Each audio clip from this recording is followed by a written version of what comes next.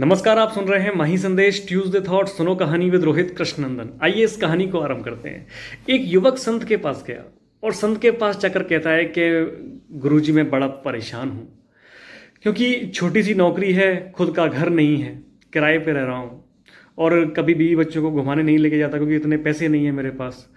ज़िंदगी यूँ मान लीजिए कि तनाव में गुजर रही है। अब संत को सारी बात समझ में आ रही थी।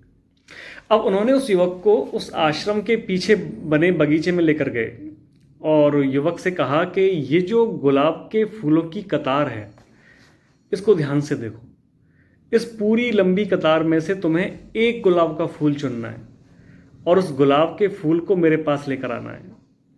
जो सबसे अच्छा गुलाब का फूल लगे तुम्हें, वही गुलाब का फूल तुम्हें चुनना है। अब युवक खुश हुआ और लेकिन संत ने कहा कि एक बात तुम्हें याद रखनी है कि जिस फूल से तुम आगे गुजर गए, उस फूल को लेने के लिए वापस नहीं आ सकते पीछे। अब संत वहां से चले गए। अब युवक कतार से आरंभ होकर फूलों को निहारना शुरू किया। उसने जो भी अच्छा फूल दिखता वो सोचता कि शायद इससे अच्छा फूल आगे होगा, इससे सुंदर फूल आगे होगा, तो वो आगे बढ़ता रहा।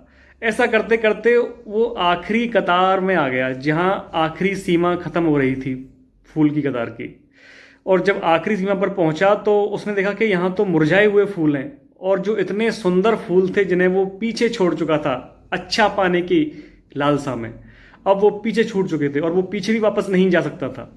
अब उसने उन्हीं मुरझाए फूलों में से एक फूल चुना जो थोड़ा बहुत खिल रहा था और गुरुजी के पास लेकर आया। तब गुरुजी ने उससे कहा कि यही जिंदगी के साथ होता है। ये जो तुम्हारी जिंदगी है ना, ये बगीचे की तरह है और फूल उसमें आने वाली छोटी मोटी खुशियां हैं। अब तुम बड़ी खुशी पाने की चाहत में जो तुम्हारे पास खुशी है, तुम उसको नेग्लेक्ट कर रहे हो, उसकी उपेक्षा कर रहे हो। इसलिए हमेशा जिंदगी में जो खुशियां मिल रही हैं उसको जियो। माना कि तुम्हारी मंजिल बड़ी है, लेकिन मंजिल के सफर के बीच में जो आने वाली छोटी मोटी खुशियां हैं उनको एंजॉय करो, उस सफर को एंजॉय करो, तब जाकर तुम मंजिल तक पहुंचोगे। इसलिए इस कहानी से भी हमें यही शिक्षा मिलती है कि हमेशा छोटी छोटी खुशियों को एंजॉय करना चाहिए और तभी हम बड़ी मंजिल तक पहुंच सकते हैं। फिर मिलेंगे अगले मंगलवार एक नई कहानी के साथ। सुनते रहिए माही संदेश ट्यूसडे थॉट्स। सुनो कहानी विद रोहित कृष्णनंदन।